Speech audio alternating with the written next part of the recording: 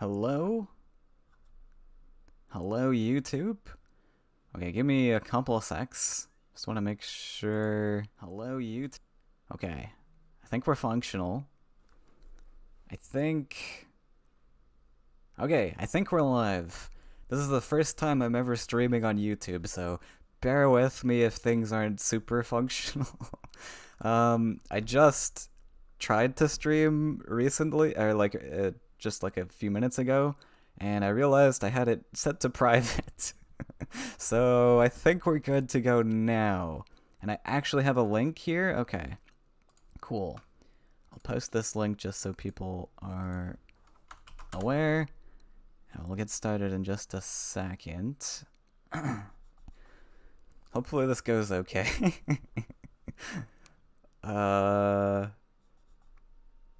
Yeah, let's start some music too. Bum, bum, bum. Okay, let me actually try to view this stream, just make absolute certain it's working.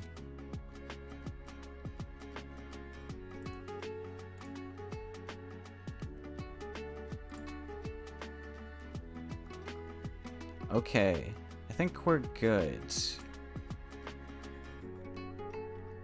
It says we were playing League of Legends. Perfect. Excellent. Okay, so...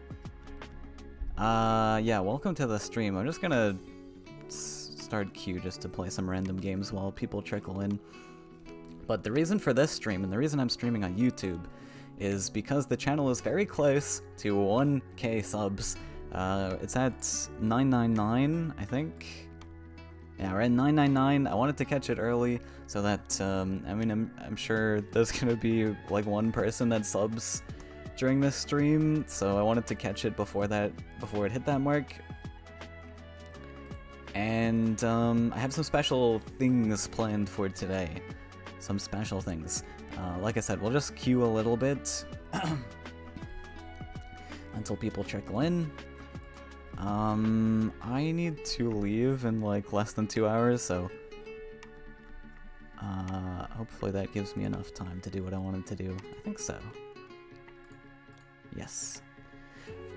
Really cool thing, by the way. I've been watching the sub count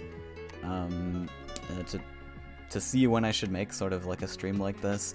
I prepared a little video as well we can watch a little bit later too, a short little video to commemorate the occasion. But it was also my birthday 2 days ago, so very cool timing on all of that. So big thank you to all of you guys for just coming along this journey with me. It's been so fun. I mean, if I looked back like 3 years, I've been streaming for 3 years now, making YouTube content for 3 years. If I look back that long, I never would have expected to continue to do this stuff. I know like maybe 1,000 subs is like not a big deal nowadays when there's just like a million plus subscribe channels out there nowadays, but it means a lot to me because I mean, like I said, I never thought that I would still be here making content. I just put out a stream like 3 years ago, and I was like, just wanting to see how it goes. I put out a guide video, and then I decided to just keep going, and here we are today. And so I've got a lot of plans. Oh, hello. I am not seeing chat in Streamlabs for some reason. I guess I'll just open up YouTube. But I just saw the pop-ups on screen. Dex and Master JP. Thank you. Can't stay but wanted to say have a good stream. Thank you. And thanks for the happy birthdays too. Love you too. Mama. What's this tourney? Yeah, we're gonna do something a little bit special. I don't think Q is gonna take today anyways, but I have some things lined up. For today, we'll just let people trickle in a little bit. There was a tournament yesterday. I wasn't able to make it, but the tournament scene has been kind of slow this month. Abraham has been... I think they've been, like, just focused on their new game, unfortunately. Unfortunately for the Faeria community, so things have been kind of slow. But hopefully it'll pick up again next month. I think Eru picked up the reins for the Seasonal Cup yesterday. I don't know if there's any video footage of it. I don't believe there is. Oh look, we got a match. I thought you were in a tournament because of the thumbnail. Yeah, I realized I needed a thumbnail, and I didn't really want to make one. So we're gonna be looking at some stuff, tournament related though. Maybe after this match here. Well, I'll spoil the surprise a little bit. I found a stream from a very long time ago. Way back when I started playing the game, and Faeria tournaments were actually casted on the official Faeria YouTube and Twitch, and I thought it would be kind of cool to look through that past match, see how Faeria's changed since then. And yeah, I started Faeria back in like 2017? It was like 2016, 2017, I can't exactly remember when, but it should be pretty cool, pretty exciting.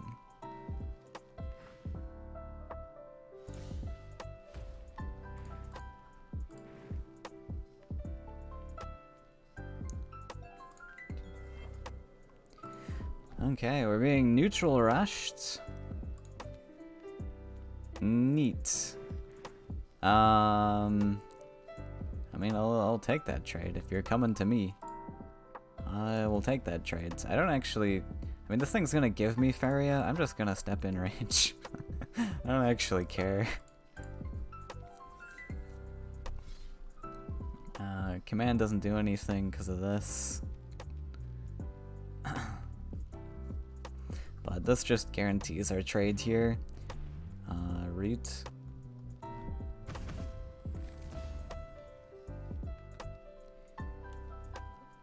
Am I gonna be able to play an axe grinder? No. I wanted it. Oh wait, he played it out of range. Okay, I guess we can play grinder. And command. Okay. Yeah, so funny story. Hey Max, thanks for the happy birthday.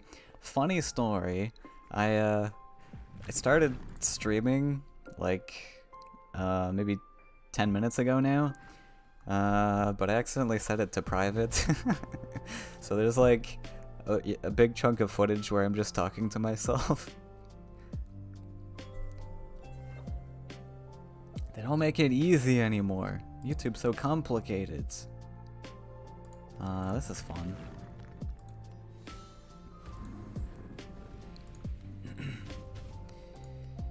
And we'll just click.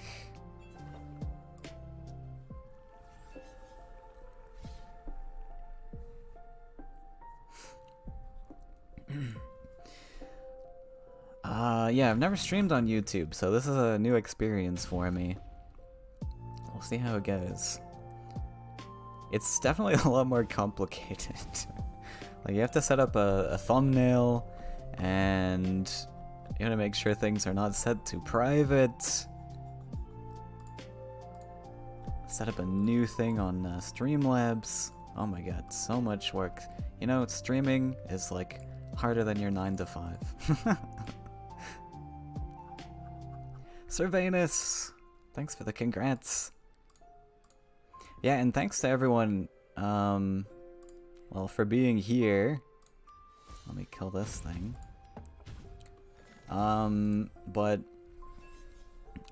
Thanks for the 1K subs. That's been huge. I mean, I'm not there yet. I'm at 999, but I mean, we're gonna get there, right? So thanks for that. It's been really cool making YouTube videos. There's a lot more that I want to make, and there's a lot more that I'm gonna make. And I was gonna talk about that a little bit, about like what the future of this channel is gonna look like. Can't remember if I said things on that or not. This is gonna be a really slow grind, huh? I guess we'll just do this. Then we can get up aggressive. There we go. Okay, we'll just play this. So I mean, in terms of Faeria content, obviously I'm gonna be still making Faeria stuff. I've got my Faeria Advanced series that I'm still working on. I did mention... Oh wow, the Sally value. Crazy. I did mention that I probably am not going to be doing so many ranked ladder streams anymore. I mean, my time is getting a lot more limited, unfortunately. So, and there's a lot of things that I want to do still with the channel. There's a lot of non-Faeria content I want to make on the channel. You might have noticed even some a bunch of non-Faeria content being put out, like Cards and Castles 2, Dark Duel. I've got another video coming out sometime this week to look forward to. But yeah, honestly, I'm probably gonna end up just not... Like, usually each month I'm trying to get to rank 9 so that the season reset doesn't boot me down, but I might just let this slack a little bit. We'll play one more, I guess just to get into rank 9 for this 1 month. But then we're gonna take a look at a past stream, a very old stream of some old Faeria content that was posted on the Faeria YouTube channel. I thought it would be a cool little moment to look back on where Faeria was and how far it's come.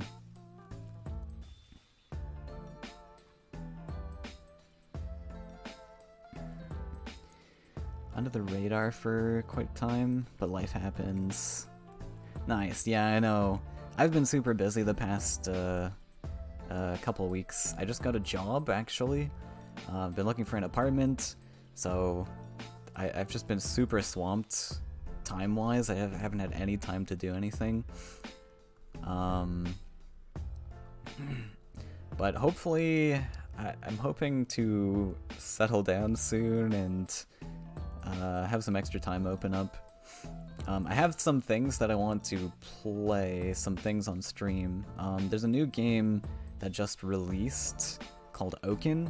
It's been out for a while in early access, but it just full released, and it's kind of like got Faeria vibes to it, so I really want to try that game out. It's bobbing. Really want to try that game out on stream. And then there's a bunch of other things that I have planned as well. Okay, do we have to try hard, or is Bobbin memeing?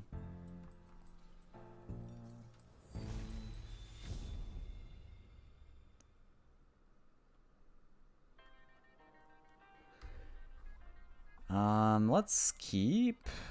We'll keep this.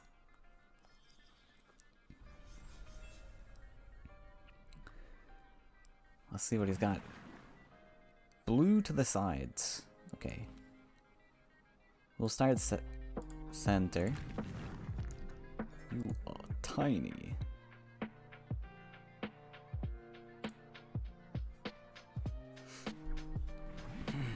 So he's playing something very greedy and grindy. Do we fight this? Don't know what to expect, but maybe something combo-y. Probably combo.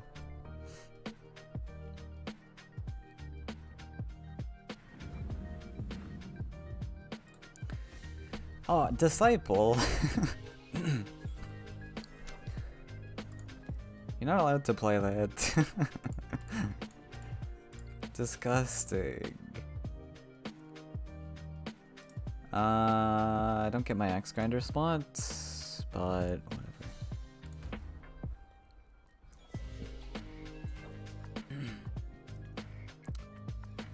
Filthy Disciple player. We actually just want this aggressive anyways. Wait, what? Forest. I'm probably just gonna play this aggressive.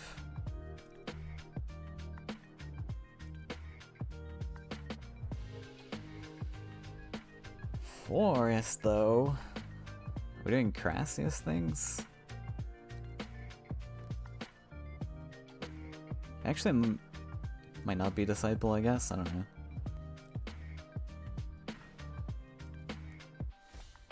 Shaker. Shaker top deck. Spell Whirl into a 2 blue. Interesting.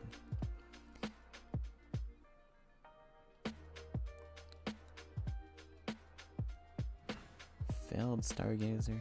When he's got all the pieces for Disciple, I don't know. Bird Ship. Alright. Okay, I guess we might need a 5/4 Axe Grinder.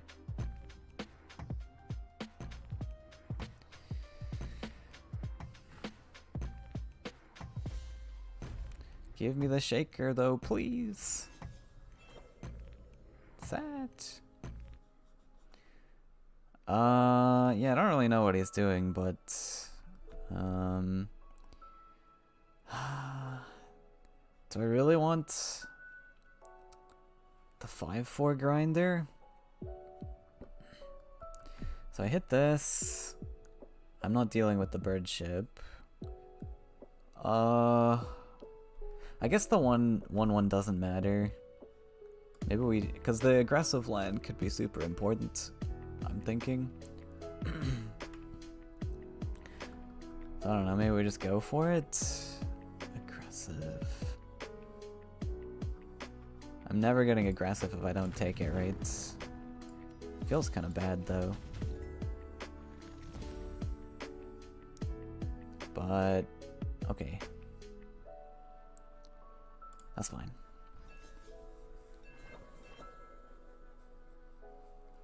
A little bit awkward, but that's okay.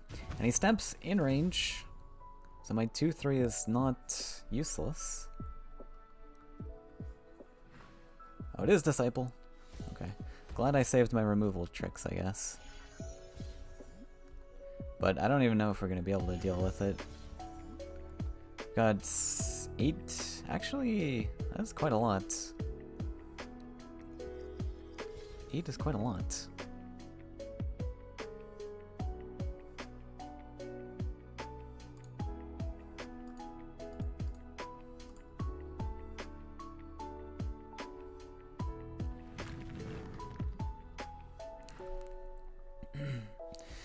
Map dealer number 3.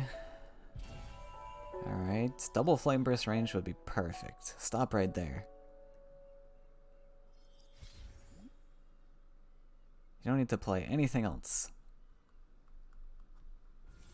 Nice. Very cool. And the Horse Master. We can draw?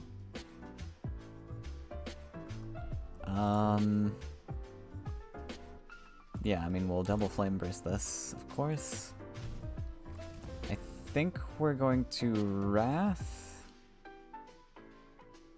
Might as well. And then we can Horse Master, and then just... Nom nom nom nom nom.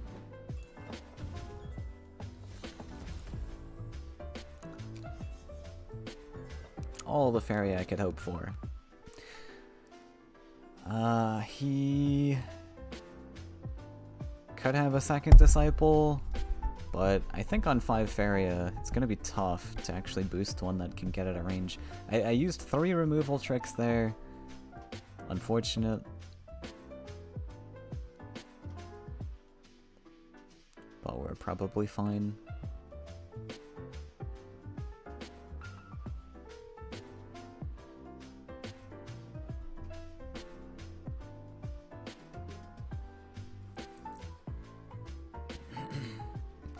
Thinking about it. 3rd Lake. He does find the second Disciple. Okay, and then he plays it out of range, so yeah, that's gonna be tough. Victory celebration. Alright. I don't really need extra Faeria, but okay. does find the treasure, so this could actually just be GG. Fantastic.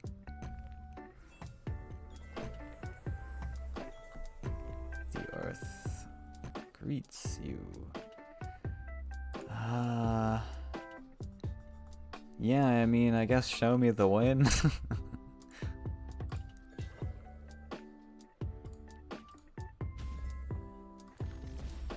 Whack face as much as we can.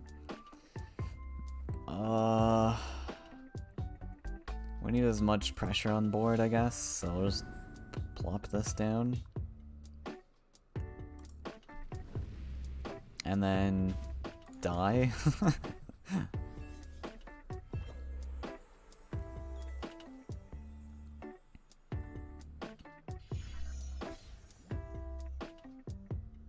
Chances are he does have... I mean, 33% chance carpet, but... he needs Faeria to actually play the carpet. He's played 2 failed experiments already. So it could end up being fine, we'll see.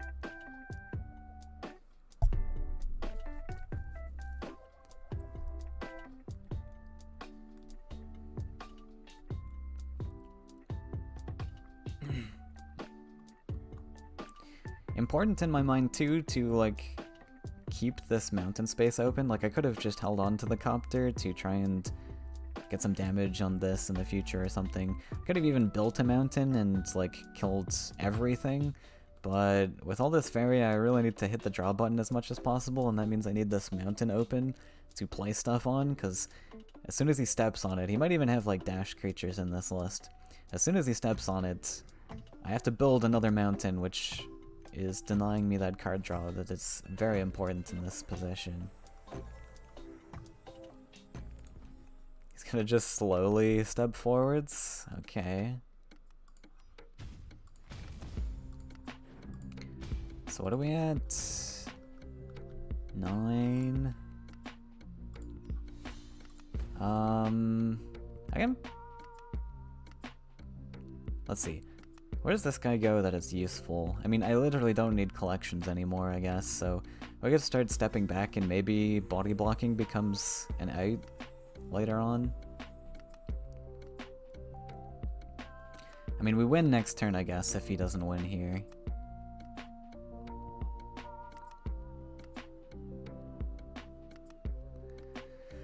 Which is possible. Actually, since he's got like so many cards in hand, it's gonna be a lot harder to play the carpet. Why doesn't Victory Celebration give an immediate one? It feels like it should actually just give one. Okay, he's got carpet. Oh no, he's just making room for draw.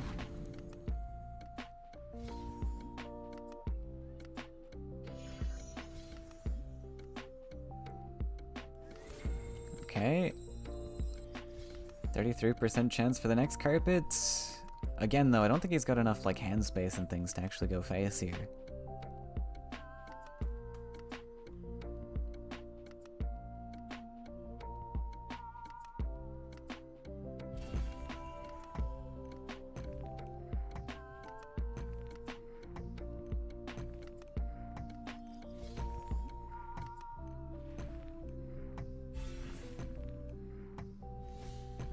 Monk? Interesting.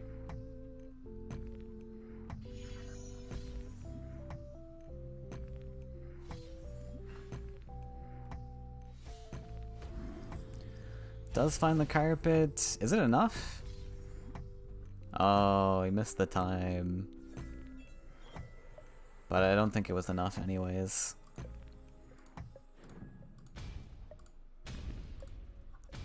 Boop, boop, boop. Okay, we got to our rank 9. Now I can put the game away for a month. Okay, well we got something spicy to do. By the way, I still don't have a full mythic collection. I don't know if I have any mythic cards. I could open these, but I don't know if I care too much. Okay, It's OJ. Tried playing Faeria the other day and couldn't find the game. Yeah, I was queuing for like 20 minutes. But we're gonna do something kind of special. I had to set up a... wait.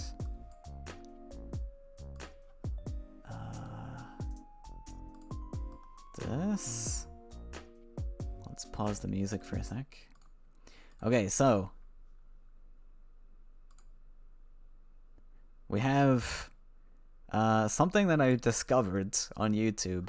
An old match from, what's this, 5 years ago, October 2017. It was my match versus S of Dawn. I thought we could watch over together. This was the olden days of Faeria. It wasn't, so, I mean, I'm not, I'm an old player, but I'm not that old. Like, Faeria started, obviously, earlier than this.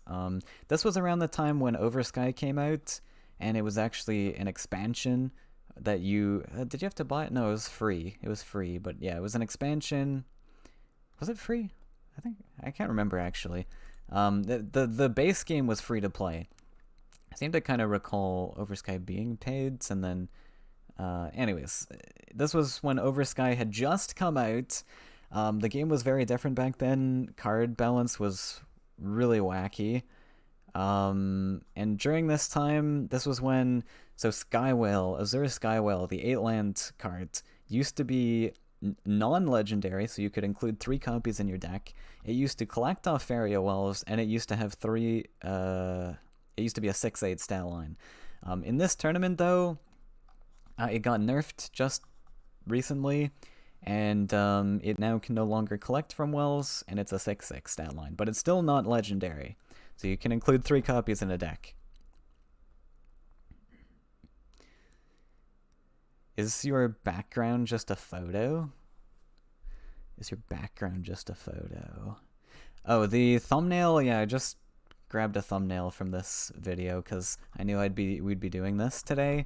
And I didn't want to like I didn't want to make an actual thumbnail because I wanted to go live right away, and I was like, Bobbin, you had it? Really? Just ran out of time? I guess, yeah, I mean, it was probable, I guess you had it there. Neat. Yeah, I did get a haircut. It was a little bit shorter than I was hoping for, but good old triple whale and 4/4 frog tosser decks. Oh yes. That's what we're going to experience today. It's going to be beautiful. So keep in mind, this was my second ever tournament, I think. Because I think you had to do a qualifier to enter monthly cups back then. So I'm pretty sure this was my second ever tournament, because this is my first ever monthly cup, and I remember doing like, this was like my first ever thing in the competitive scene. And it was against S of Dawn. There was, back then, so the monthly cups, you earned like money for it, right? If you got top 3, I think. And there was also, I think, $100 bounty on top past tournament winners. So there was a bounty on S of Dawn's head. If I had beaten him, I would have like won some money from it. I don't know if we'll do this with commentary or should I mute it. We'll see like how much they speak. So this was casted by Aquablad and Scorch. Man, such a long time ago. Glad the whales got hunted to extinction. Yeah, you'll see how like gross they are. The new blood of this tournament. Let's see what happens. They were talking about me. Okay, maybe I should mute it though, so that I'm not talking over them.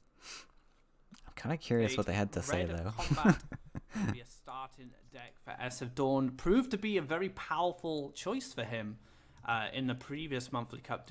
Okay, let's mute it. I'll link this actually if you guys want to view it yourself, and view their commentary. But I think it's going to be a little bit awkward to speak over them. Great casters though. I might as well start the music again then. Aquablad and Scorch, OG casters. This was when Faeria was alive. On your webcam background, I just noticed you seem to be in the floor, seeing how high the TV is. Oh, no, it's, that's my actual background. But I have the TV, like, up really high. Wow, okay, things have started already. So... I'm playing Mace Man. So this was also back in the time the yellow archetype had Windstorm Charger, which used to be a 2/4 3-cost, and it absolutely dominated the meta back then. I don't know if I'm running Charger in this list, because this was also Oversky, right? So, oh, also, Gift of Steel is 3-cost. Very important to note, and Horsemaster is not costing any lands. So you can see already, like, there's a Horsemaster line lined up here where I can't do anything about it. My Mace Man's just dead to a Horsemaster. I mean, if I really wanted to, I could have built sidelands or something, but, like, Horsemaster was insane back then. So was Gift of Steel, though, too. I mean, 3-cost for a 3/3 buff in red, the faction that's not even supposed to get buffs. It was kind of nuts. And then here comes the 2/4 Windstorm Charger.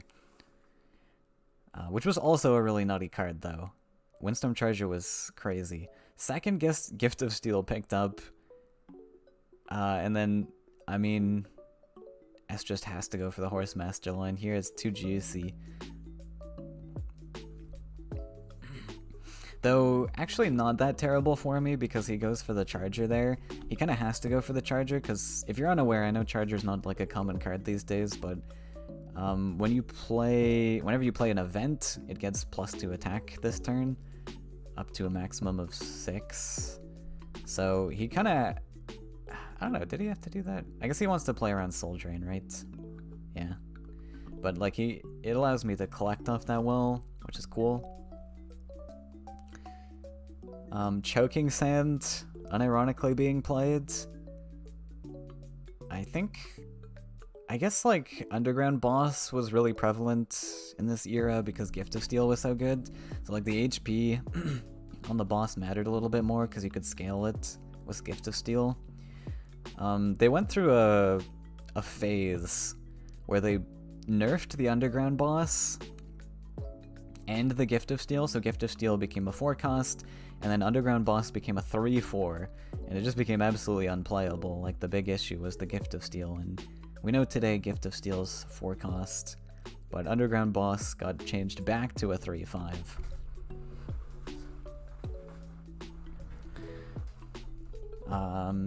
So, wait, did I Soul Drain that Horsemaster? Okay, so this was a really unintelligent play by past me, and for new players watching, there's never any purpose to killing a creature that's in the middle of nowhere. Like, if he's just sat here, he's not collecting. I mean, even if a Horsemaster is picked up, he can't even do anything, he can't threaten anything. So there's no point in killing this creature, just hang on to the Soul Drain. Save it for later. Is this... Oh, it's only in 720p, okay. Yeah, we really were living in the Dark Ages back then, huh? So, S has his Underground Boss. It might be a little bit of a tricky play because you can see I've got the Choking Sand in hand. So, whether he plays that boss and buffs it, or plays it and not buffs it, will be a big determining factor of this match. I haven't actually watched this, by the way. I mean, I probably watched it way back when, but I watched snippets, but I haven't actually watched all of this. So he does go for the +1 Gift of Steel. I think Choking Sand was actually pretty commonplace these days, so playing around it made sense back then. Nowadays, obviously, you don't really play around Choking Sand, because it's just never run.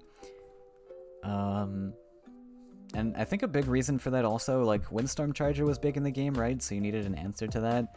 And while it's not super efficient, like you're killing a 3-cost Windstorm Charger for 4, it was the most efficient thing you could use because 4 HP is really tough. Oh, and Flashwind back then was 2 deserts. Really OP card. You can see how much the game has changed too. Like, we're both functioning on 2 lands here. That can't happen anymore. I mean, maybe it can sometimes, but like, we're really functioning off of 2 lands here.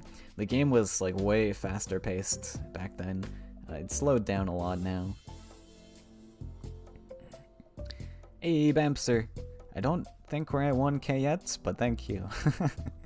I wanted to come into the stream where I had 999. I thought that would be super cool. Really convenient that it happened on a weekend too. And as I mentioned, my birthday was like 2 days ago, so it was a really nice surprise to wake up to.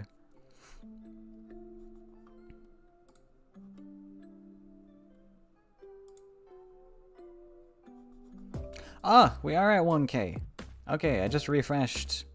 Somebody subscribed, whoever that was. Thank you very much.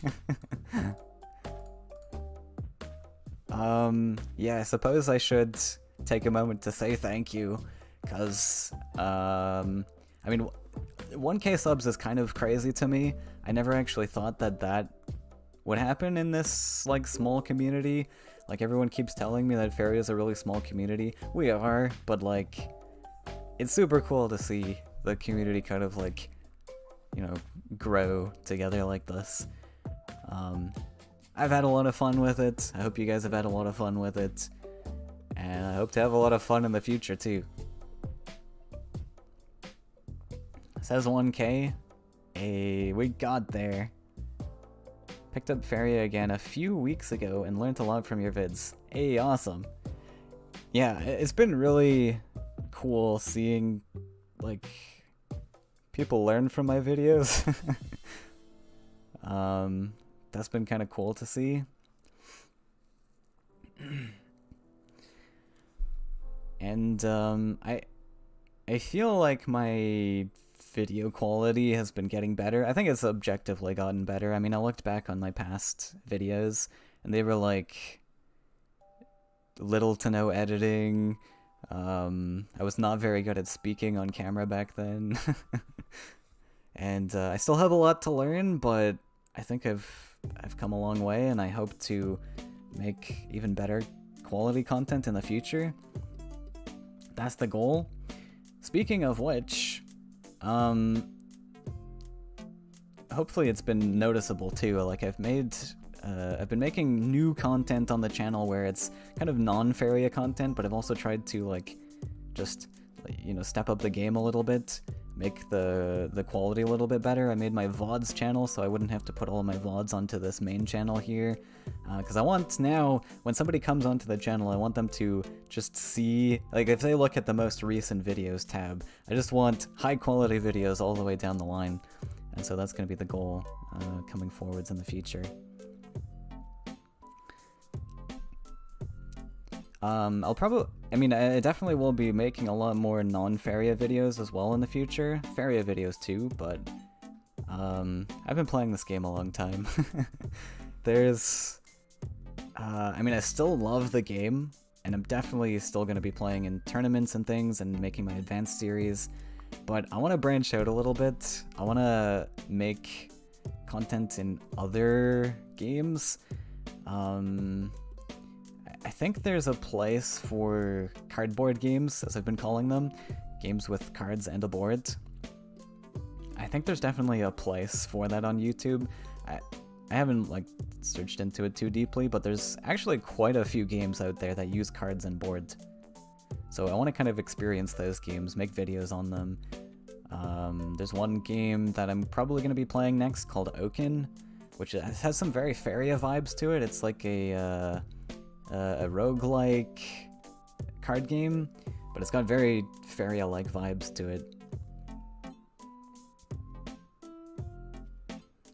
1K people actually know about Faeria? Crazy. You guys want to see the, let's look at the statistics of the Steam charts, if you've never looked at it before. I guess I kind of ignored this match, but it was kind of a steamroll after that point.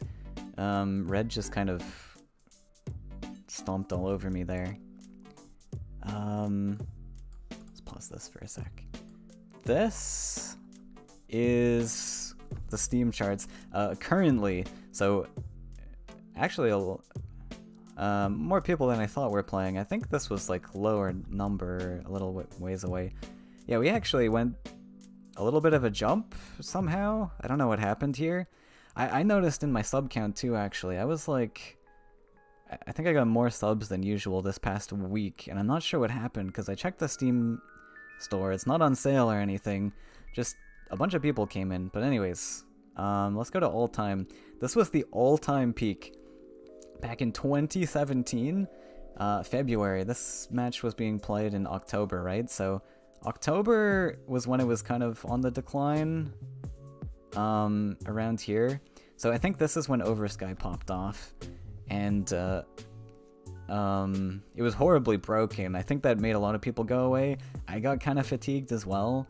So after my monthly cup tournament, I was like, I think I'm going to take a break from this game. And then I took a long break, and then I came back to stream. But I think, yeah, I mean, Faeria started back in 2016.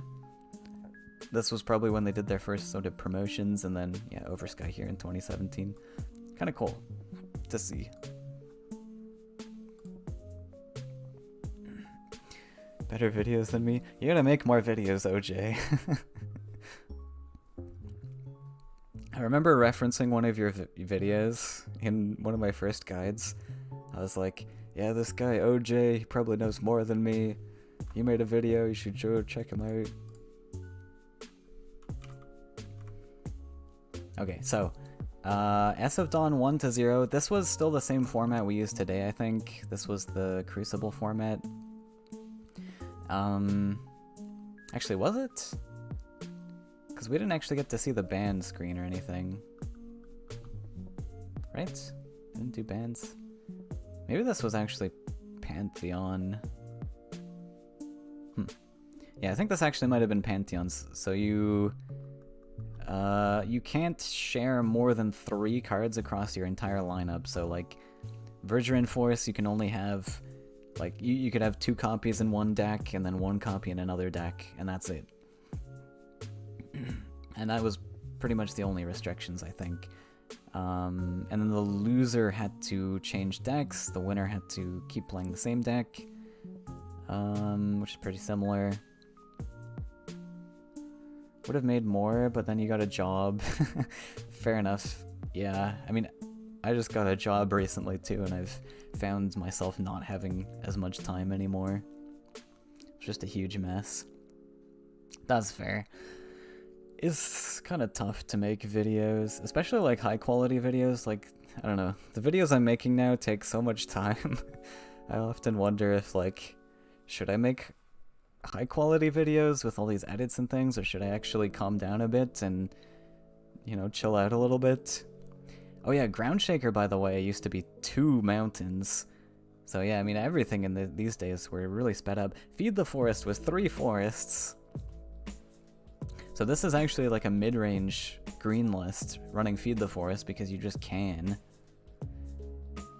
And Verduran Force actually playable back in these days because Humbling Vision actually was not a playable card.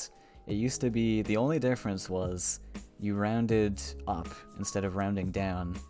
And as soon as they made the change to round Humbling Vision down, everything changed. The whole like meta shifted because Humbling Vision could just target a bunch of things. I mean, a lot of cards changed, so those were the causes of meta shifts, but Humbling Vision was a big piece to that. And S of Dawn, so Ground Shaker actually a starting creature back then. Crazy. Curves it out on turn 2. And I'm gonna go for a teleport here to clear the board. Which is actually cool, I guess, because then I can play Runin, but oh, I might be hovering a buff even. Hovering the feed. Yeah, so I think the best play in this situation probably would be to back up the Tyrian Golem with the Runin, but I actually go for the feed here. This is looking into the mind of a more newer player to the competitive scene. Because like I said, I did not have very much experience back then. I had a little bit of experience. I mean, I think I watched the Lou streams and the Aquablad videos back in the day, and so I learned a lot really quickly, but I was still very new. I think definitely the better play would be to back that up with Runen. Even like, I could have went for a pre-buff there, but feeding the Grove color there didn't really feel purposeful. Because all the action is happening on the right side here, so Runen being over here, I mean, he's never going to die off. She's never going to die off. And the Grove color would have been uncontested. Like, typically the 2-4 you want to be uncontested because it's just kind of sitting there collecting, and it's a frail, or not frail, but like it's kind of a weak body.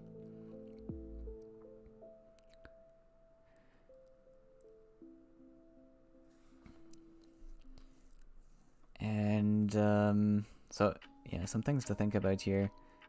Do I feed the Runen? Amazing. Oh yeah, and Runen used to come immediately back to your hand, which was a big difference. Because you can do this play where you go feed the forest and then dump Runen a second time. Maybe that's what I was thinking. I was just like, I'll use Runen as a collector and then just feed her later on. But oh wow, I'm going ham. I like it. I guess. Alright. I mean, there's better plays, obviously, but I like the boldness. Very cool play with the Wood Ellie back then, too.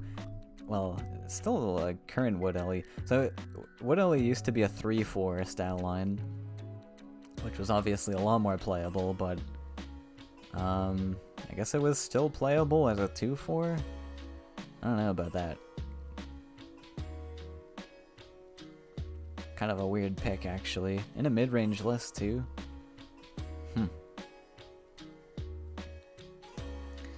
Remember old Runen being so oppressive sometimes? Yeah. The fact that she came back immediately was really brutal. Because it meant you could never deal with her. Like nowadays, if you just ignore the Runen, then they have to trade her off on their own turn, and then they can't replay it right away, so they have to wait a little bit, and then she comes out. And Esabdon has the perfect answer here, which is very sad. I'm looking like I'm not in a great spot, actually. One creature left on board. 8 damage pressuring my face here. Do I even win this?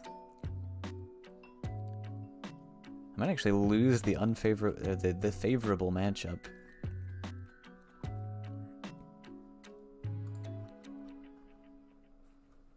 Which is embarrassing.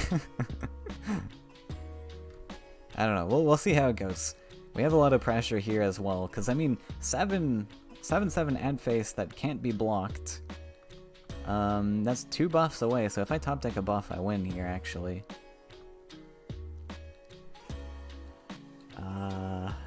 There's actually a couple outs I could get, because I could get a taunt as well, because currently he's got 8 damage lined up. So I could find a taunt. I could yeah, I mean, if I find an extra healing, then that's just double buff for lethal. S probably just dumps the Cypher here. It doesn't really have much options than just slap a bunch of things on board. I guess another thing I could do is, if I have enough Faeria, I could buff, kill this, and then dump a creature to body block if I'm really desperate. Actually, that still loses because of the Flame Burst in hand.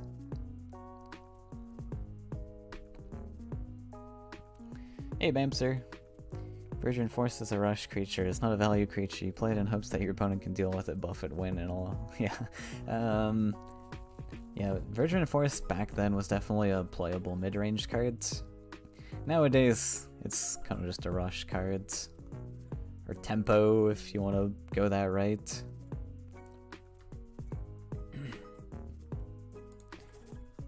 So he does play the Cypher, actually puts it... Wait. Oh yeah, he gets extra value from hitting face, yeah.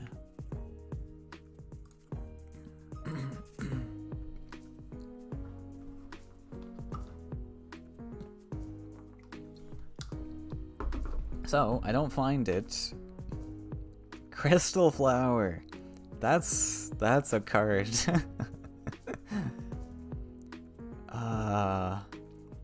Yeah, Crystal Flower used to be playable way back when.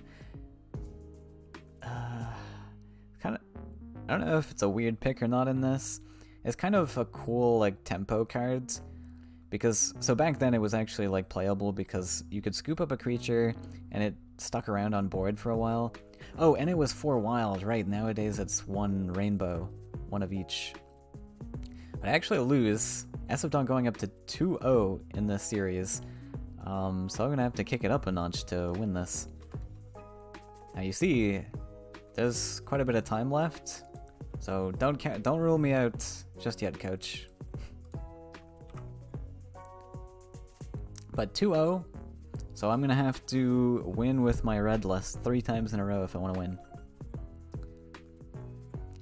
Never found the power to play this game.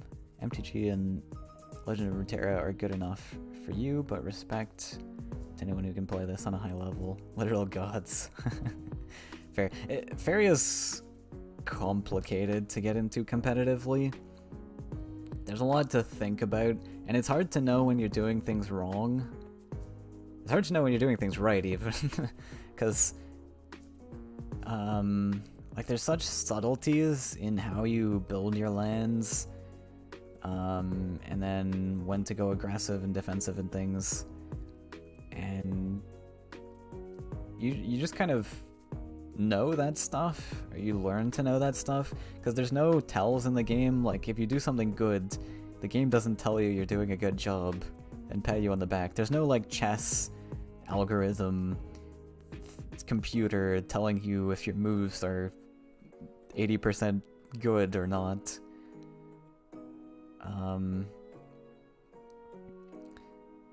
And then even if you win a match, you can't really tell if you did everything perfect or not.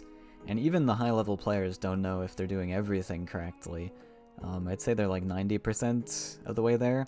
Nowadays, I think people slack a little bit too. I mean, back here, when the monthly cups were happening, I think people were a lot more intensely into the competitive scene and thinking about strategies and things. Nowadays, I don't think it's as intense. I mean, it's definitely not as intense. I mean, there's only me speaking about it publicly, and then maybe if, like, Lizard pitches in or chimes in on Discord and stuff. You have Lizard telling you, yeah. I think Faeria is easier to learn than most card games, but super hard to master. Do you think so? I guess it depends what games, but like like Faeria is pretty complicated to learn, I feel. I guess just learn, if you're just talking about learning raw mechanics, like Magic actually really complicated to get into. But I mean, obviously games like Hearthstone, pretty easy.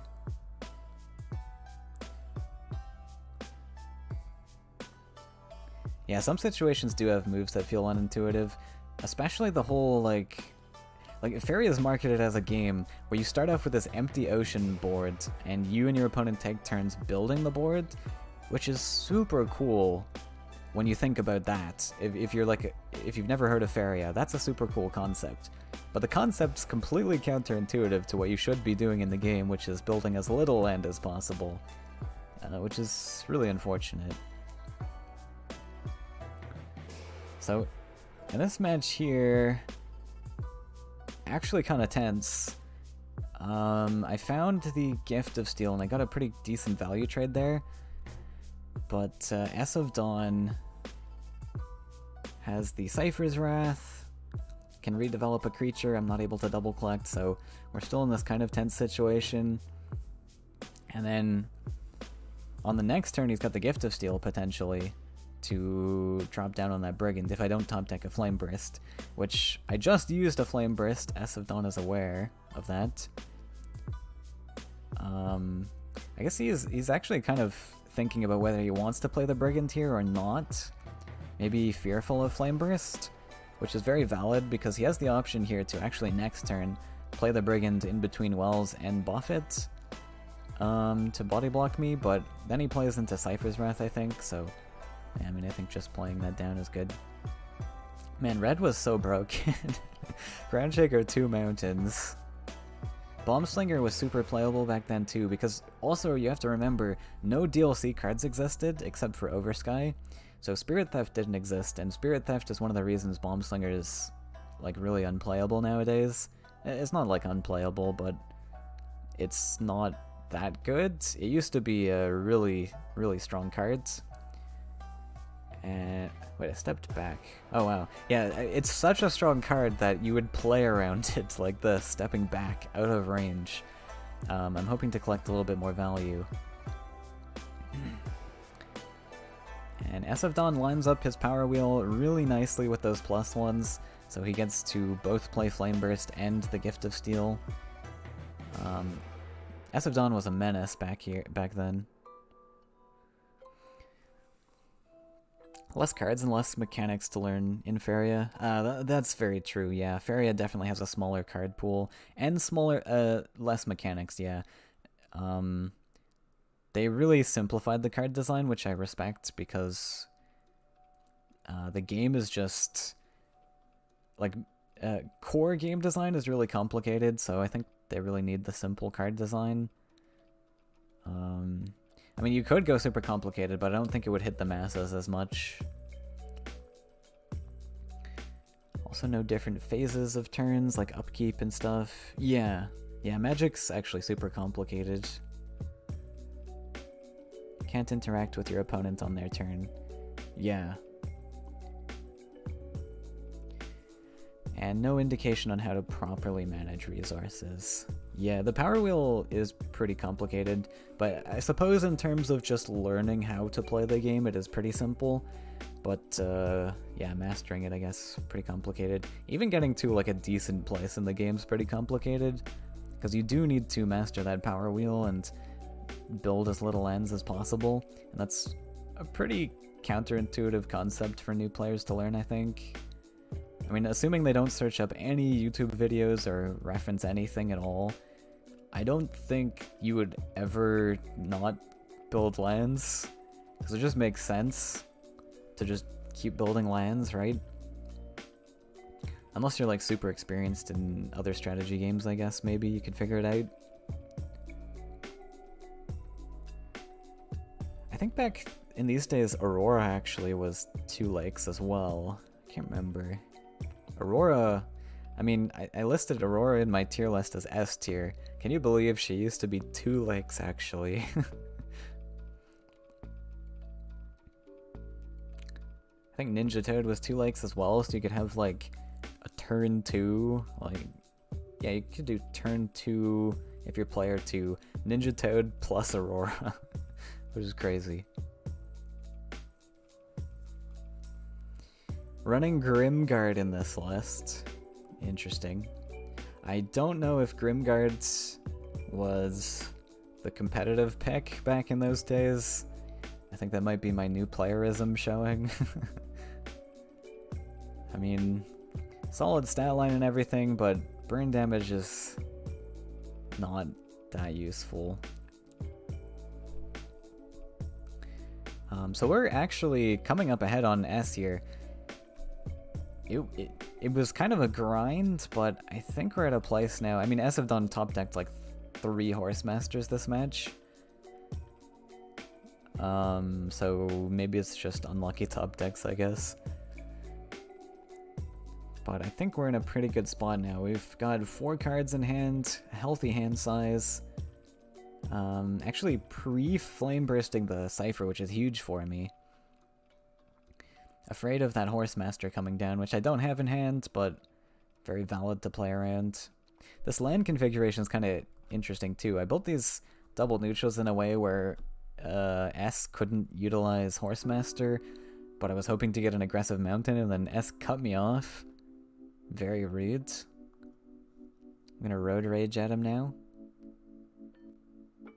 I top deck the Flame Burst, so Flame Burst Cypher's Wrath is pretty solid here.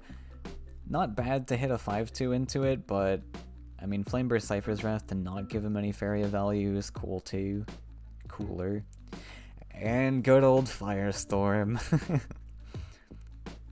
6-cost Firestorm that hits the entire board instead of just a cluster.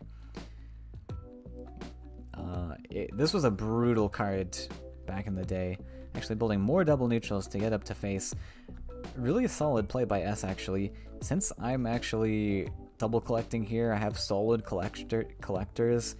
He knows also, I mean, there's a Firestorm in hand, so obviously he can blow this up.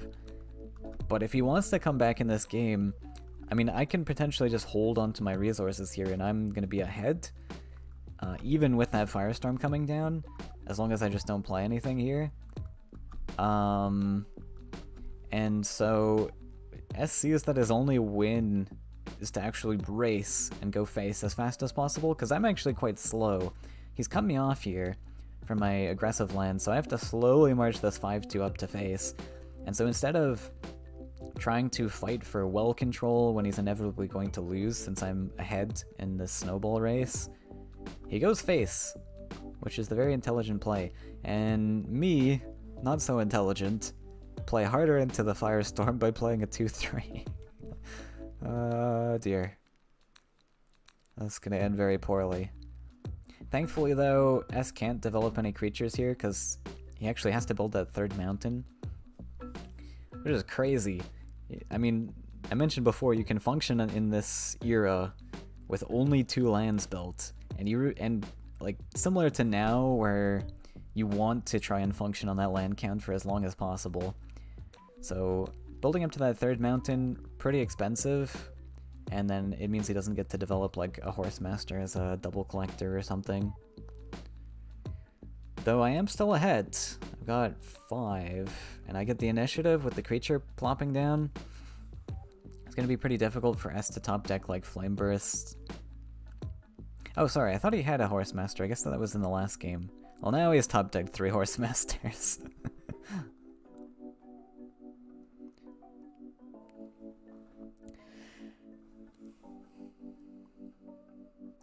Requires you to fully understand your whole deck and how to use your hands. Yeah. And Old Gary. Oh yeah, Old Gary used to be 3 damage to everything also. We're just watching old videos from this channel, or is Moonfossa actually here and giving commentary? I am here. Yeah, we're watching an old tournament video from 2017 that I participated in. This was like my first ever monthly cup back in 2017. Against Ass of Dawn, who I'm sure many of you guys know. He hasn't been in like that many tournaments recently, I guess, but I think he's a well-known player enough in the community.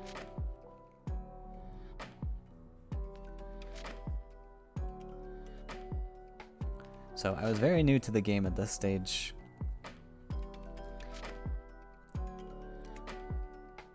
Oh, S was running Grimguard. Interesting. So Grimguard was actually a meta card then. Because I trust S of Dawn to know the strategies back then. That's interesting. I didn't even remember that Grimguard was playable back in those days. Huh. Wonder why that is. Maybe the taunt was super important because of how fast the game pacing was. Not sure. That's very interesting.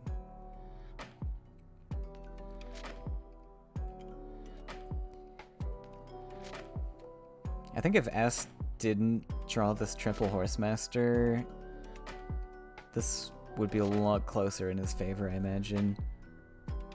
I mean, it's still not over. Like, again, he's got this aggressive space to attack me with. I don't have an aggressive space.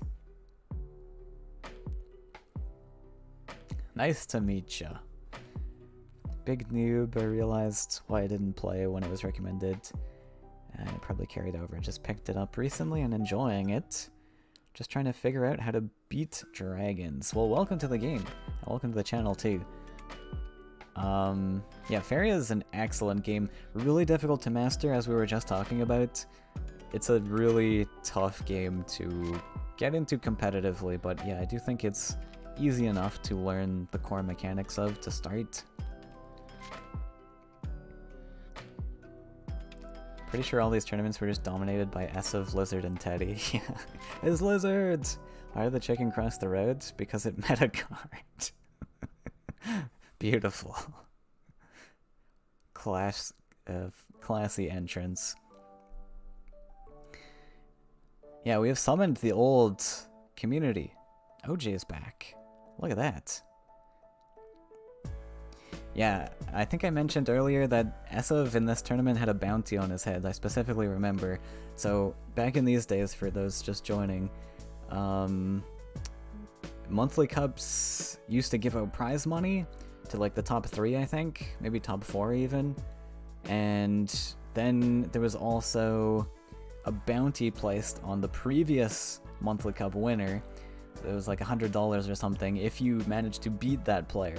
So in this tournament, or in this round, I should say, Esav had a bounty on his head, so if I had beaten him, then I would get a bounty prize. It looks like I am gonna win this match, though. It's gonna be pretty tough with triple Horsemaster in hand, 1 underground boss, but I mean, Gift of Steel can really pump this guy up. I'm still 2 turns away from face, and 3 turn lethal here, and I can't even develop like aggressive creatures, though I do have a taunt, which I guess is helpful, especially there. Unlocked your last cards about a week ago, trying to learn where to start learning blue and yellow, still using decks from before I had cards to play with. Nice. Yeah, blue monocolor decks are definitely, I would say, the best place to start. Just because they're simpler, but they're also just better. Like monocolor decks, you see here in this, like way back when, everyone is playing monocolor decks, and still to this day, most people play monocolor decks, with maybe a few exceptions.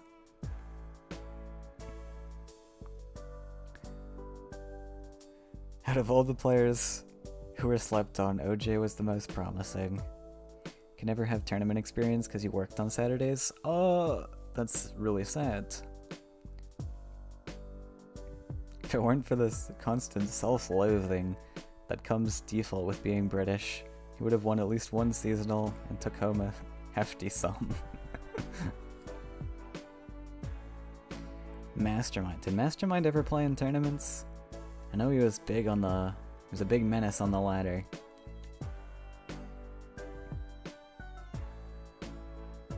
It's Firestorm, Bobbin. You ready to see it? I got wrecked earlier in this match with Firestorm. Played super hard into it. Oh, right. I guess I can just build a mountain there, huh?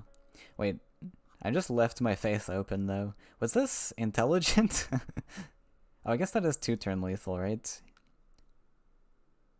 And then I'm probably fine, and then I'm feeling fine that I have a taunt back here. Maybe that was fine.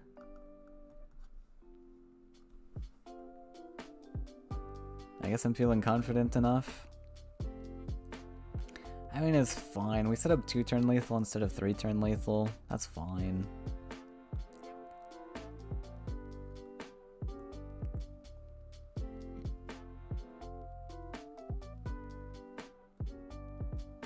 Grimguard does work here. Okay, I was questioning the Grimguard, but then Esav played one, and it validated me, okay? You wouldn't get it. It was meta back then, I swear. Esav played it too. I was trying to think about why it was meta also. Like, I was thinking, like, the game was faster paced back then, like Grand Shaker was 2 mountain, Aurora was 2 lakes, Horsemaster was no lands. So like maybe the taunt is just to protect from things like that. Oh, also Gift of Steel was very playable, so that scales really nice with the 2-5 stat line actually.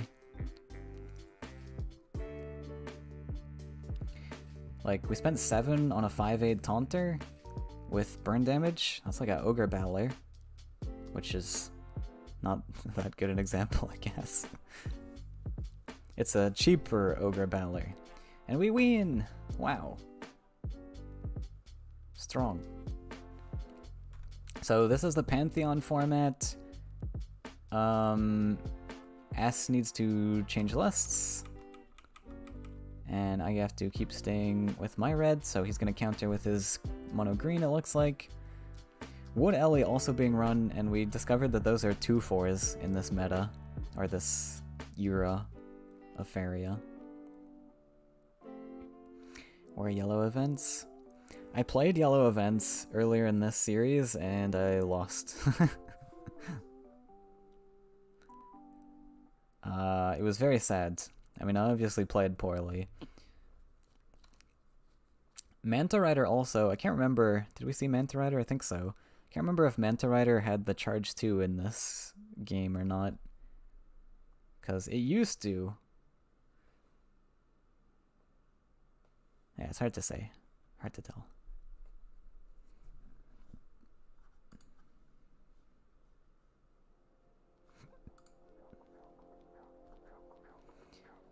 That and Modnick Fly. And feed the forest on 3 forests. Absolute insanity. And yet we're still running Wood Ellie. Oh, actually S is playing a dual color. Oh yeah, actually, I think I know this match. I watched little bits and pieces of this.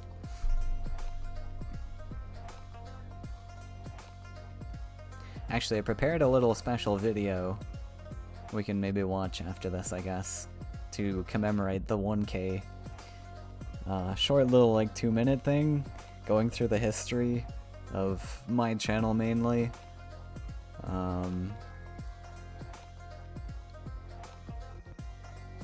Wood Ellie and Water Ellie. Wow.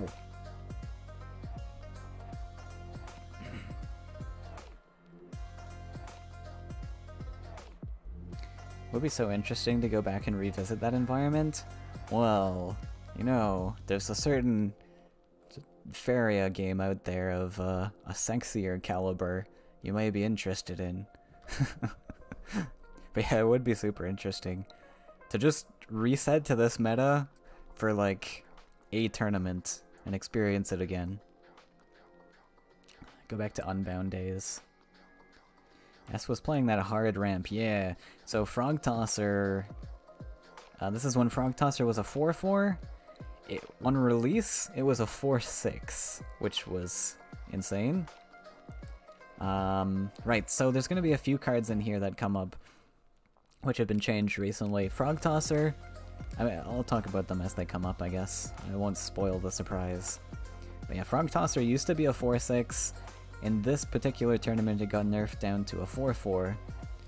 Wood Ellie used to be a 3-4, and actually I think it was very recent in this tournament where it got nerfed to a 2-4, because this was release or just after release over Sky. So land ramp was a big thing. They tried to put in a bunch of 8 land cards, and so land ramp was like super strong. Earthcraft got nerfed. Wood Ellie got nerfed. This is a very cool aggro line. Very cool, actually. Using that Faeria to clear the right side and get up nice and snugly, aggressively on the right. Set up double collection too. Okay, so Aurora's actually three legs here. She was 2 legs in another life.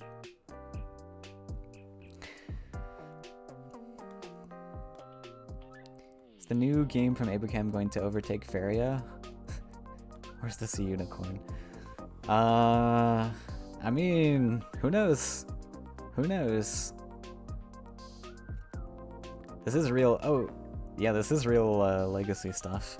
Is that Martis? I think you have the same profile picture. Widelia's 2-4 is stupid. Yeah, it's not that great. Oh, it's Andy too. Long time no see. Don't remember that survey. Yeah, there was a survey asking if we wanted RTS or 4X, and they went for 4X. So apparently, I guess we all voted for 4X. Tosser's kind of insane here. Oh yeah, and the frog tosser there. Yeah, I didn't catch that. Yeah, there was the horse master there. Frog tosser is insane. Gets to body block as well. Really cool value. It's been a while since we've seen frog tosser, huh? That 4 power to 3 power was a big nerf, but it needed to happen. So this was back in 2017. Frog tosser nerf now to 3-4 only came like last year, I think, right? So it lasted like 5 years in its 4-4 state. Crazy. Yeah, this was October. October. You remember October patch specifically? So this was, yeah, after 4-6 tosser release. All that stuff. We bomb slinger the 2-2. Yeah, that actually makes sense, because we take away his double collection there. It would have been more enjoyable to play the boss, but double collection's kind of brutal.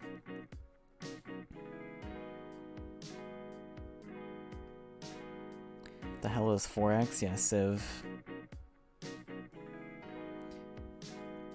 Yeah, like Civilization 6. 4X is like, stands for like explore, expand, exterminate, and whatever the other X means. But it's like, yeah, it's gonna be a game like Civilization. I can't speak too much. I played the, they had a little testing, but I'm under NDA to not speak about it. But I think the known information is it's a 4X game with cards.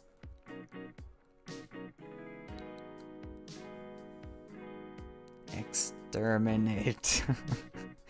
Oh yeah, the fourth one is exfoliate.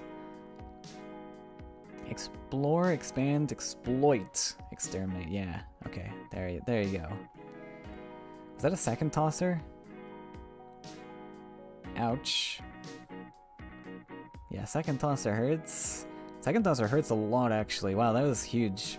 Now he completely takes over this well collection. My X Grinder's just stuck here. Though I do get to value trade the toad, which is nice. I am still on 7 Faeria. Okay, maybe it's not that bad. But S gets to triple collect. Pretty comfortably. I used my power wheel. No option for Cypher's Wrath or anything, unfortunately.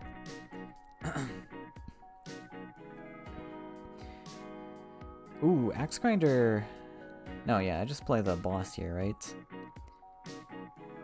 Yeah, we just value trade the 2-2, play the Axe Grinder. Actually, not really much to think about here. I don't have enough Faeria to play anything but the boss.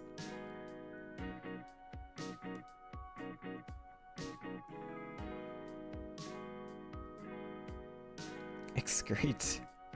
Rip Frog Tosser.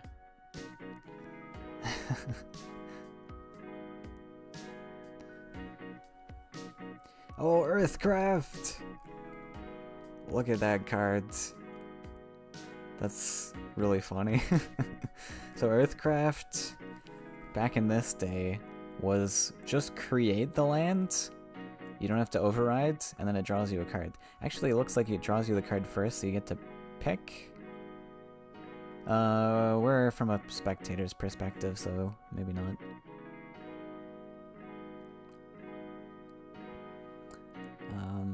But yeah, Earthcraft, very cool card. It was a really exciting time when Oversky came out, because, I mean, everything was super broken, but, like, you could mix any colors you wanted together, just because, like, Earthcraft existed, there was support for the 8-land archetype, 3 Wishes was a big thing when it first came out. Because 3 wishes used to actually be playable, I guess.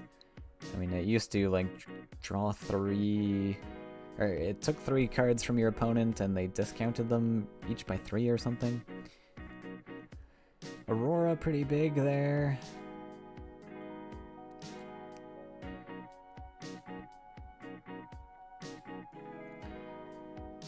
Probably takes a jumper here. 5-3 jumper. I like it. Might as well. Oh. Top deck's the Flame Burst.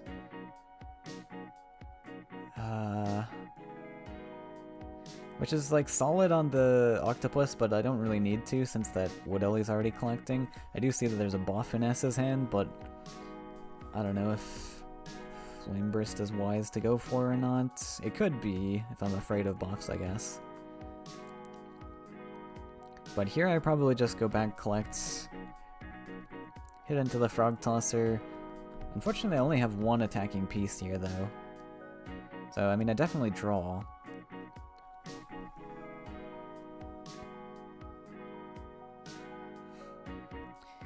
They killed Wishes for Oversky. They killed a lot of cards when Oversky came out.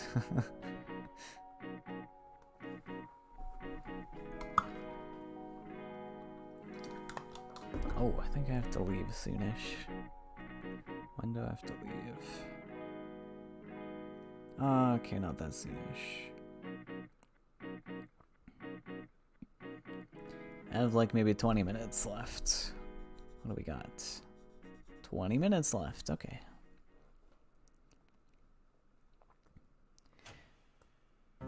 The Altar of Whale makes me seethe and cope. Whale was a interesting card. Oh, I played an... Wait, what happened? Oh, I went for Flame Burst? Interesting. Wait, what? That can't be correct. That feels really bad, actually. Because, I mean, it's just such an easy trade for the 1-1 to hit the 4-1. Okay, but this was... young, naive Moonfasa. This was another time.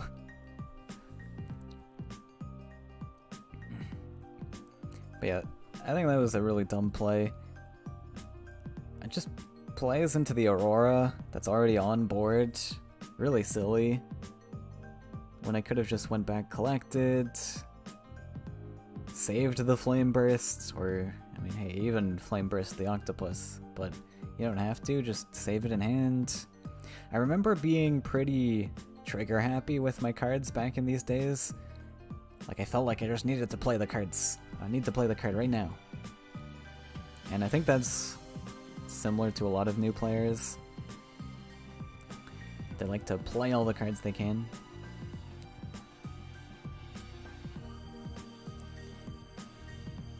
So we do see the buff come down. Nice juicy 7/7. Leaping Fugu aggro. Or not. Plays the defensive. I like it.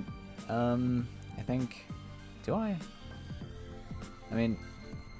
he could have just gone aggro. He's got the jumpers. They can just kind of maneuver around. I'm on 5. I have to build the land to body block anything if I want to. I guess he's only going face for 12 though, which is not lethal, so sure. Yeah, okay. You had that phase. We all go through our teenager phase in Faeria. Ooh. Double Gift of Steel. Oh, okay. I know what happens here. This is the... Yeah, okay. This gets exciting. We're gonna go for Double Gift of Steel on the Axe Grinder to go face for 10. We did have to step back our Bomb Slinger to do that, so I am all in on top decking an answer here. And I stepped it back in a way where I could potentially Horsemaster if I wanted to, but yeah. And there's the Skywell, the non-legendary 6/6 Skywell.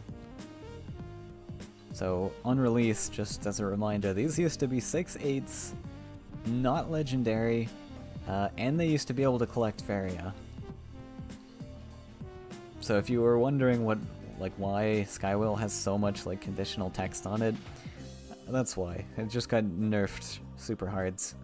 Because it had all this stuff going for it, and then Abraham just slashed the card in two. I mean, it's not bad nowadays, but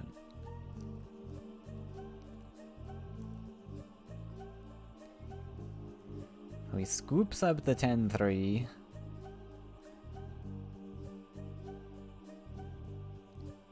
Actually, he probably should have put the 6-6 here, right? Maybe it doesn't matter, but like then he could like hop over and then hit. I don't know. I guess it doesn't matter. Oh, right, so we top decked the Grim card, which is super hype. So pretty much the thought process here is, do we build a mountain and taunt with it? Or do we actually top deck like... Well, there's nothing I can top deck, only Flame Burst, so... Yeah, I mean, I think we just don't have a choice. Just play the Grim Guards, hope for no healing, and this has to be it. This has to be the win. There is no thought process.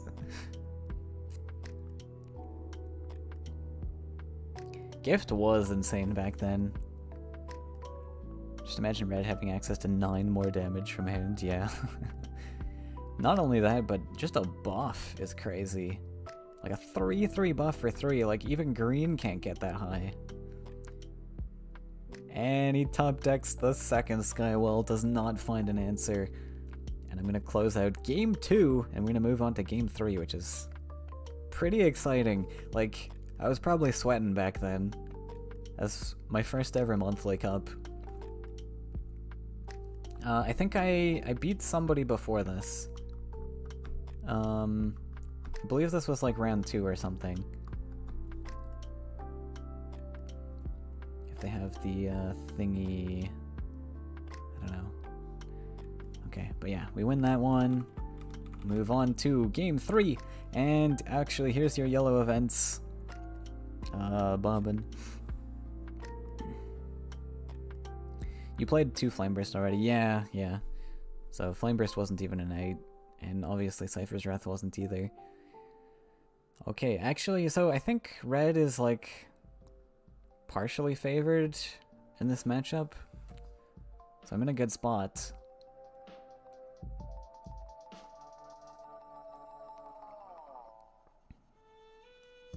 Turn 1 Outland Ranger. Back in those days, Outland Ranger was super playable. Just because Windstorm Charger was super playable, so it was like the events sort of deck. Flashwind, 2 deserts, oh my god. Absolutely crazy.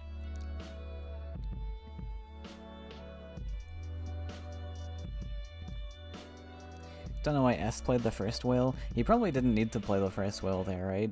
Like, he already had the lethal setup. I was really hurting for an answer to the 7/7. So, yeah, I mean, S probably could have snuck out a 1 there if he played it a bit differently. But hey, I will take the 2/2. Makes it more exciting for the audience anyways, right? His lands are a little strange with the 2/4 that's stuck back there now, but he went for the turn 1 play. Hold the line. Blasphemy.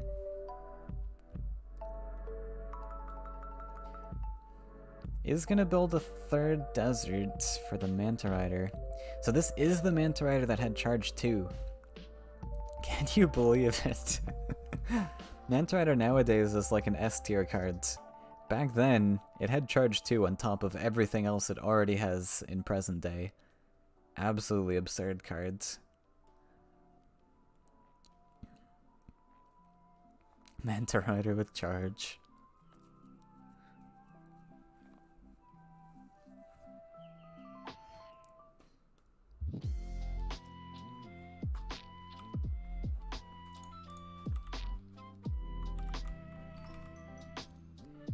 I thought a lot back then.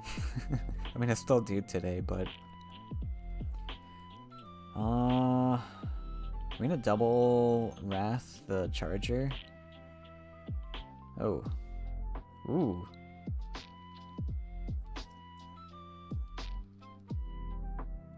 Oh. Interesting. He can just Nightmare here. That's super sad. That's probably game, actually. Oh, that's... Wait, what? Really? Wait, what? What are you doing? Wait, that didn't make any sense. Why did he Flash Wind? Okay, I don't know.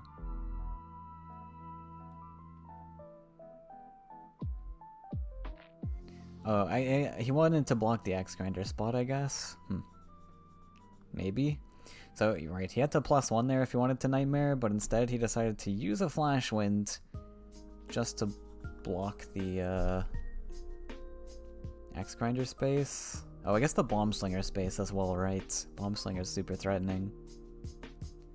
Okay, maybe. He did save himself there, actually, with playing around Bomb Slinger, so fair enough.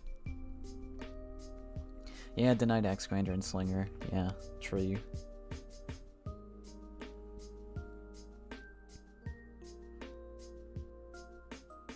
I forget how prominent Bomb Slinger were back in these days.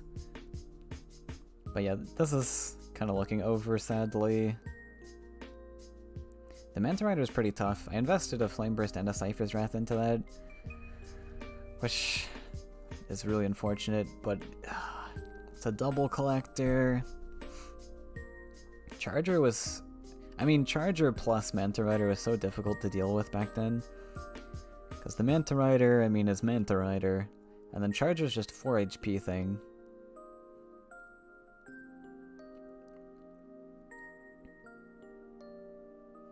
And I just pass. I'm gonna hope to build up maybe a Firestorm, but S with all these 4 HP creatures, pretty tough.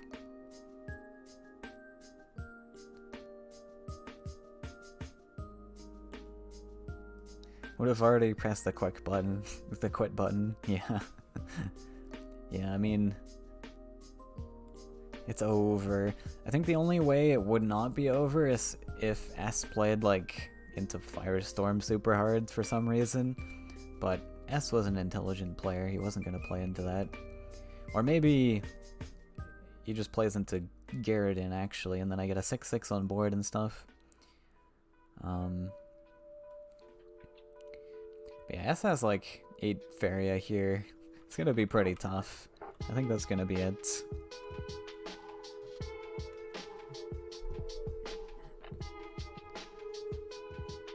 This heartbreaking feeling knowing you're gonna lose.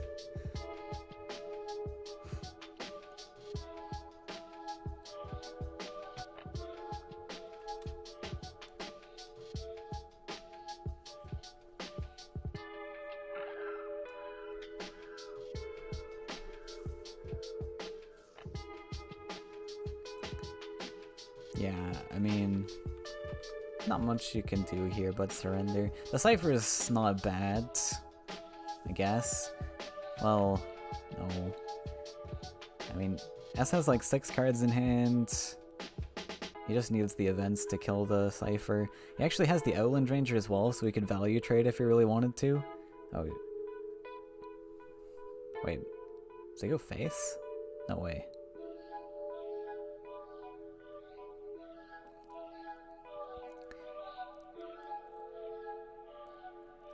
The value trade would actually work because I'm off of Ground Shaker threshold, right? I can only go up to 5, so I can't actually Shaker. So, oh, he doesn't take the value though.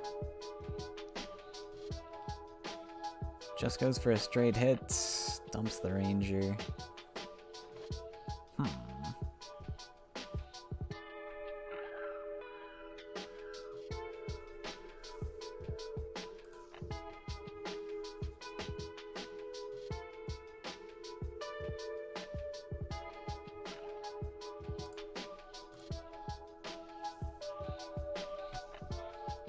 Okay, we can probably jump ahead a little bit. I think we know how this is gonna turn out. Wow, I hang on for a long time. Okay, there's a little recap at the end. But yeah, okay. So we end up going 3-2 versus S of Dawn. Sad, but I mean, I think it was pretty clear from those skill levels that S was the better player overall. And I managed to beat him like 5 years later, so how about that? And oh man, this is the brackets back then. Look how big these are. This is what, 2, 4, 6, 8. I think this is the table of 16 actually. So this is 32. This is the bracket of 32 players. That's insane. Actually having 32 players at a tournament. I think monthly cups were actually filled out to exactly 32, if I remember. Because they would have like X amount of you had to participate in qualifying tournaments to enter these. So you had to win at those, getting a certain number of FWC points or something. And then they would have like a couple people that were voted on to participate that were community voted. If you were like a contributor to the community of Faeria, people could vote for you to participate in the tournament, and they would bring like fun, silly decks. Yeah, things like that. Last tourney, 5 players. He actually missed a guaranteed lethal. Double Imperial Guards with Charger over 2 turns always wins. Oh, fair. More people in the tournament than the live players now. Yeah, true. More people in this tournament than there are players playing the game right now. Sadness. But, yeah, Faeria has been through a time, hasn't it? There was one video I wanted to try and find, actually. It was like the making of Faeria that somebody linked to me in Twitch chat a long time ago. I can't remember where that was. Maybe it was on their Kickstarter, actually. Let me see if I can find that real quick. Faeria Kickstarter. They had like a video of the oh yeah, I think this is it. The production of Faeria and where it was. So Faeria, I guess this stream has just been all about the history of Faeria, right? So might as well talk about the way before times. I wonder how old this is. Does it give like a date? Well, anyways, this was classic Faeria. It used to be like way different. I did a stream for this a long time ago, if anyone remembers, but they used to have land costs, Faeria costs, and gold costs, and action points, and Faeria wells would fill up with, like, you see there's 2 Faeria orbs here. They would fill up to a maximum of 3. There was a day-night cycle, or like a day-morning-evening cycle or something. You can watch that video, maybe. Absolutely crazy. This is the card format, so they'd have like +1 power during the night time. Here's all the resources. Pretty cool, and they called it Faeria or something. 36 backers. Oh, sorry, that was just for that tier. Okay. 2013. Okay, so there's a date. Estimated delivery 2013. Wow, such a long time ago.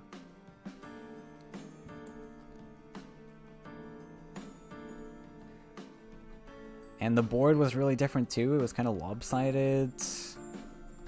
Yeah, they had the morning, evening, and night clock, which is when Faeria would get produced and things. So old. And these are the card arts and things that you'll see on the Faeria wiki, which hasn't really been updated. I know they kind of made an attempt, but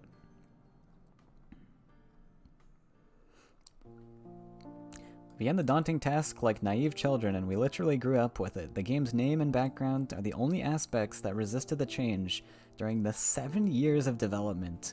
So even before 2013, this game was in the making like 7 years earlier. Crazy. Absolutely crazy.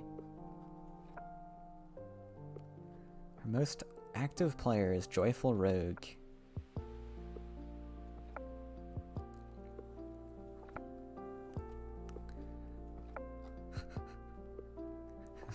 Here's the spring mochi. Upgraded art. Oh my god.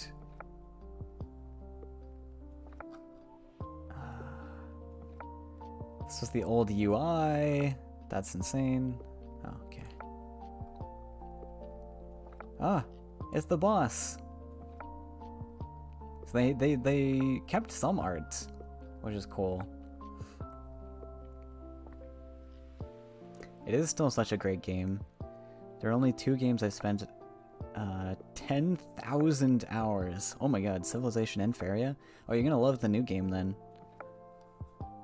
Yeah, Civilization is one of my most played games as well. I think it's gotta be like my 4th most played game now, though.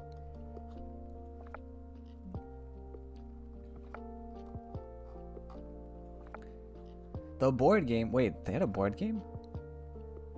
Oh, this was a tier? Making a physical version of Faeria has long been our dream, and we're very confident it can grow as an independent success. This inspiring preview was made by Requiem's Void. As many other players, we have long imagined playing a physical version of Faeria. Everything looks possible with this Kickstarter, despite the huge amount of work behind a board game creation. Well, I guess that never happened. But that's really interesting that they were actually thinking about this. Huh. The Fellow.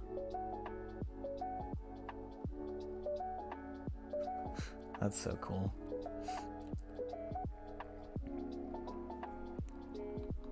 And the map!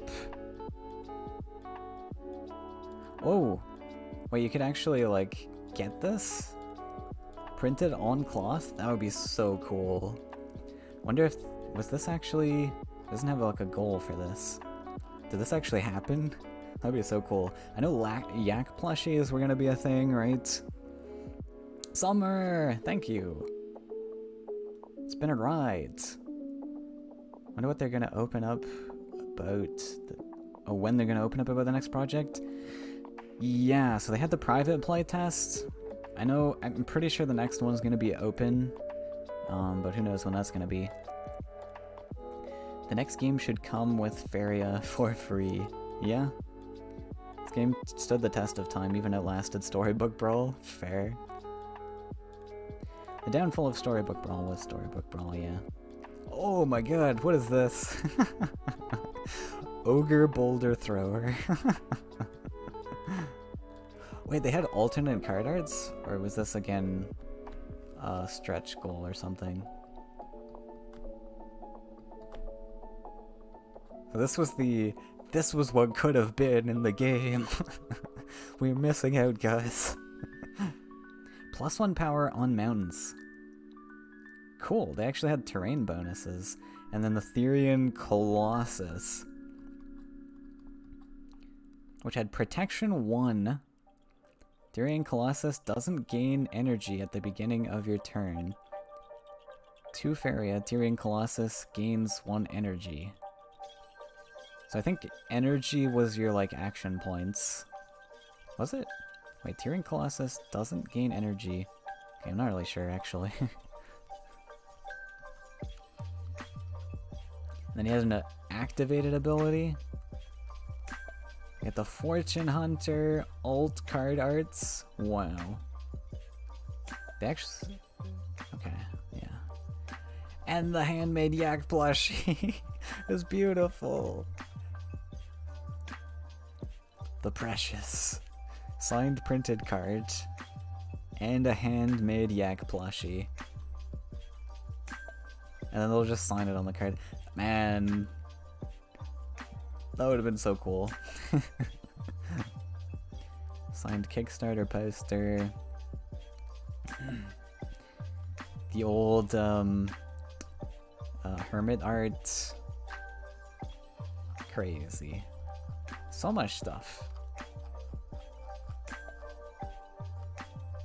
The body. Okay, let's watch their Kickstarter video. I watched this on stream a while back, but this would be a cool one to just watch together now. The old Therian art is Pog. Yeah, that was super cool. I liked all of the art. I mean, any extra art is super cool. Okay, let's play.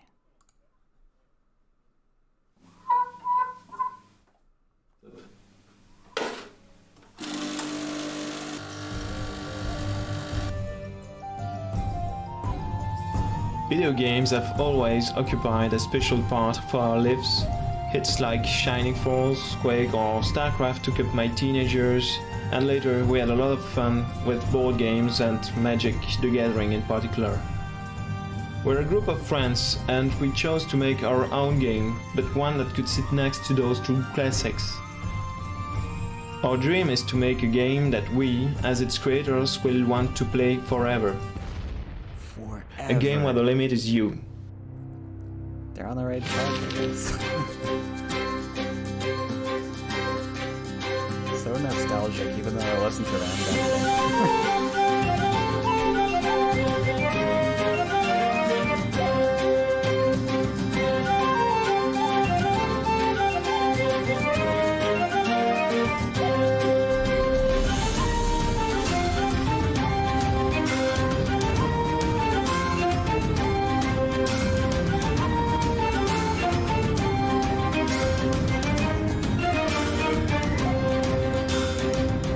So cool seeing like the Faeria is a cross between trading card games and board games. On the old arts. You make the board by placing lands and your cards become pawns when you play them. There are many interactions between the cards and the battlefield. For instance, the Keldran Envoy who has the ability to conquer your opponent's lands. Oh, Conquest is the kind of ability that can turn the situation around and reshape the battlefield. There are also mobility bonuses. So in Faeria, your creatures normally move hex by hex on the board, but Tritons can jump over water, and that way they can easily reach your opponent's territory. We also have legendary cards, heroes, creatures able to teleport, or spectacular events that can destroy half of the lands. What I probably like the most is all the options you have. Even with one single deck, each game is completely unique because your cards interact with the shape of the board, and it's always different because you build it with your opponent. This gives you endless possibilities, and I'm really surprised to be the first to think about this magical combination. I know that feel.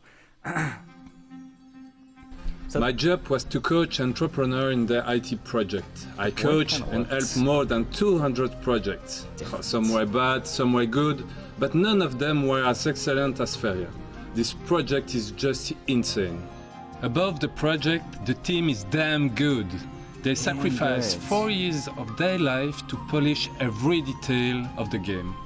For the future, we have 2 axes of development. The first one is our community.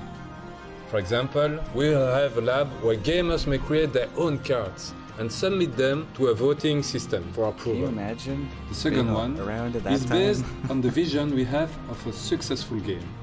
We want guild, we want tournament, and yes, we want insane expansions. As a player, you will have the opportunity to submit new cards, new capabilities, new balancing, etc. And trust me, you will have ideas, great ideas. And it's infinite. The more players will play, the more... Lab sacrifice 4 years of their life to polish every detail of the game. The more great ideas they will come up with, and the game will be better and better. For me, Faeria is the perfect game for tournament. You have to manage so many things. The day and night cycle, the cards, the creation of the boats, the resources. If there is something that needs to change about TCG, it's, I would say, the way they monetize their gamers and their emotions. Games shouldn't be about favoring the ones with the bigger budget, but should remain focused on the experience, the challenge, and freedom. And that's exactly what we want with this game, is to let players collect the cards, play the game, I mean winning games and completing quests, progressing in a PvP mode, and that's just the fun.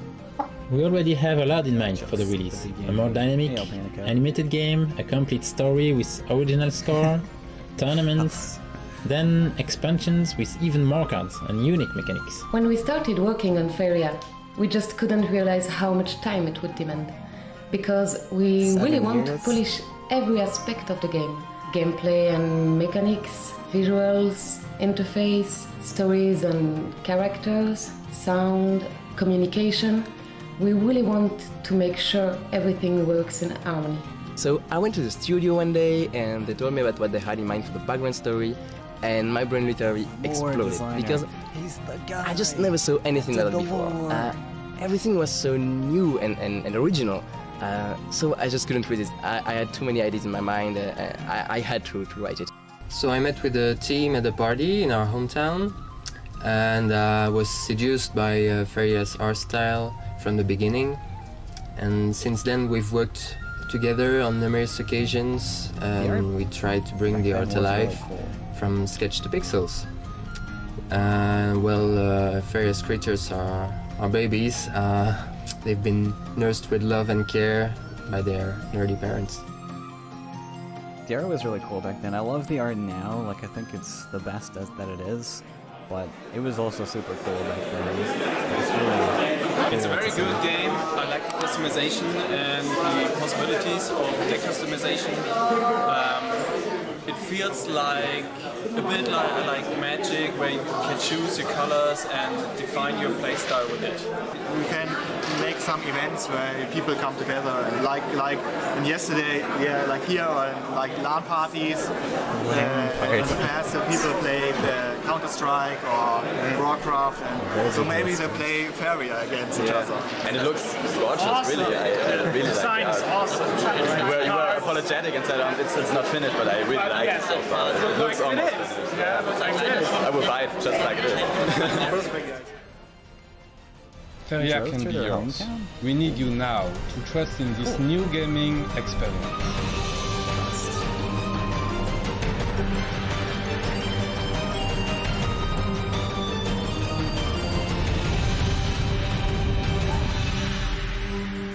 That's so cool.